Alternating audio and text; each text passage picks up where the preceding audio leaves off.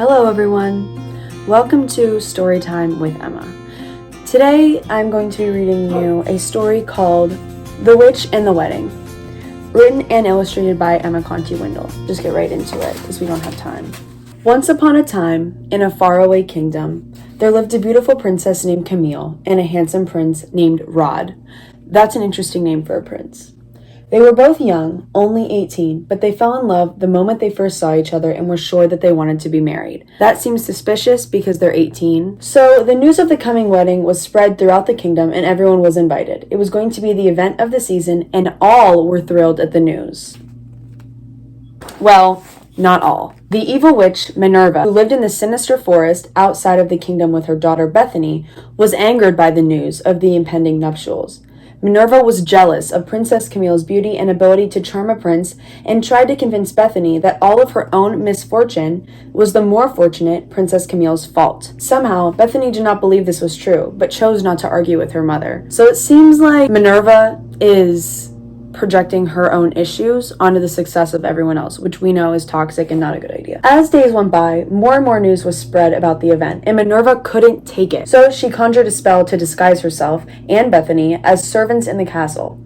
While disguised, Minerva planned to sabotage the wedding by making Princess Camille and Prince Rod fall out of love with each other.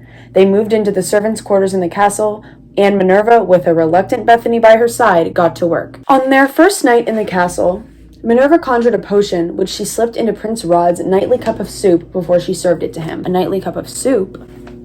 That's interesting, Prince Rod. The potion was halitosis hydrate, and therefore would make anyone who ate it have horrible breath for days. Surely enough, Prince Rod's breath was rotten and the whole servant staff could smell it. Prince Rod was terribly self-conscious and scared that his stinky breath would force Princess Camille right out of love with him. It's not a far-fetched thought. Personally, stinky breath is something that really will hurt my feelings and hurt my nose hairs.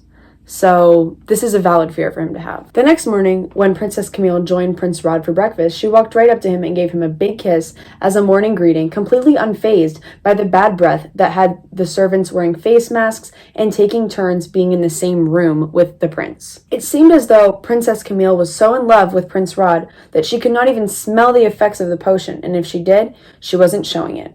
Prince Rod was thankful to have such an understanding fiancé. Now that is a good woman, because if your breath is that bad, judging by this potion, it looks like it would be bad, and your lady is sticking by you and giving you a kiss in the morning, you know she's a real one, so I don't think that Minerva has a chance here, but we'll see. Frustrated by the potion's ineffectiveness, Minerva decided to create a toxic gas to be released into Princess Camille's sleeping quarters. The gas, called Moody Mutation, was known to make even the happiest and most positive people ornery, moody, and irritable. This girl is doing too much. Surely enough, the next morning when Princess Camille woke up, she was in the worst of moods. Everything bothered her. Her food tasted rotten, her room was too cold, and the sun was too bright. The servants warned Prince Rod against going into Princess Camille's room for fear that even he could not raise her spirits. But Prince Rod had promised Camille that he would stick with her no matter what, and he was sticking to his word. He walked into her room, and before Princess Camille could complain about what color Prince Rod was wearing, he gave her a big kiss as a morning greeting, and a smile melted onto Princess Camille's face. Aww. After a minute of talking between the two, Princess Camille's food tasted perfect, her room was just right, and she was ready for a pre-wedding tan, which she obviously didn't need because look at this spray tan. Princess Camille felt thankful to have such a patient fiancé. Minerva was enraged when her second plan didn't work and knew that this time she had to pull out all the stops. This time she involved Bethany. Oh, brother. She cast a spell on Bethany that put her in a beautiful gown and arranged her hair so that she too looked like a princess, completely unlike her regular self. In Minerva's eyes, Bethany was even more beautiful than Camille. Okay. On the final night before the wedding, Bethany was forced to try to seduce Prince Rod and lead him out of love with Camille. Bethany found him in the courtyard after dinner and asked to dance with him, fluffing up her hair and puffing out her lips. Bethany felt ridiculous. This was not her. She did not even like the prince. She felt even more ridiculous and a little sorry after Prince Rod had rejected all of her advances and pledged his loyalty to Princess Camille. "I love Princess Camille, no one else," he screamed, scaring the birds off all the trees in the kingdom. Bethany returned to the servants' quarters with tears in her eyes. She knew what she and Minerva were doing was wrong. You're darn tootin' it's wrong. The wedding came the next day, and Minerva wasn't finished. Having exhausted all of her options, she resorted to simple sabotage. She found the flowers for the wedding and tore into them, destroying the arrangements and leaving petals and leaves on the floor. After that, she dug her nails into the piano keys and ripped them away, destroying the music to which Princess Camille would walk down the aisle. Finally, she spat in and mixed together all of the food in the palace kitchen. Her work was done. The wedding was ruined. When it came time for Princess Camille to walk down the aisle, she was in shambles. She had just gotten word that all of the details of her wedding had been mysteriously ruined. Camille was strong and resilient. She did not let many things deter her, but this had broken her down.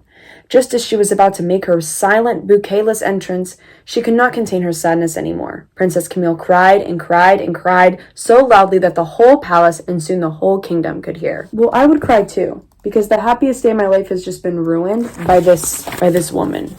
But no one knew what to do. Princess Camille had never let anyone see her in this state before, and the palace staff did not know how to comfort her. No one, except an unknown servant girl who felt like she owed it to Camille to comfort her after all that her mother had done, Bethany. Bethany's having a change of heart, guys. Praise. Except for Minerva, who was hiding within the crowds. No one identified Bethany, who rushed to Princess Camille at the top of the aisle, grabbed her hand, and hurried into the nearest room. It was there that Bethany came clean about the whole situation with her mother and apologized at Princess Camille's feet. Princess Camille is in shambles right now, understandably. Bethany has a lot of work to do, but really it's Minerva who's the problem here. Before Princess Camille could form a response, Minerva burst through the door of the secret room, wand in hand and a scowl on her face. "No!" Minerva cried. "Bethany, let her cry. We've ruined it. We finally ruined it." "Miserable woman!" Camille's eyes were wide as the servant girl's story came true before her eyes. "Mom, stop!" Bethany ran to her mother, her wand drawn as well.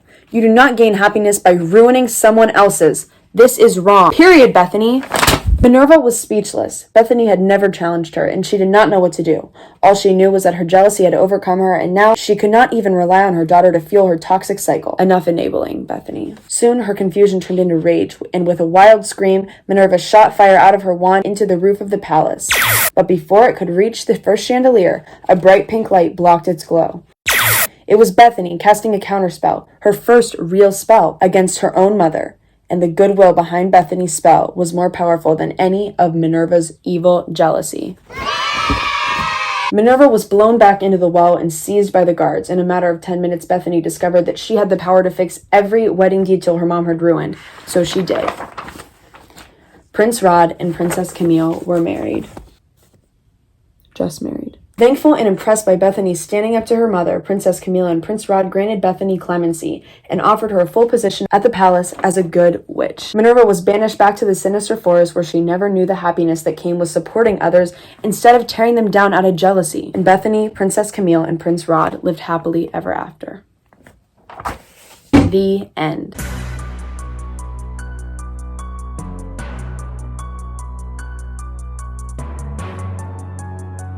Okay, so quick analysis with that. The moral of the story of The Witch and the Wedding is that you can't be jealous and bring other people down because they are succeeding in their life or they have something that you want. You should be encouraged by the people that have what you desire, and you should follow their lead and appreciate them and not try to bring them down, because what is the result of bringing people down? You get brought down yourself. You never actually succeed.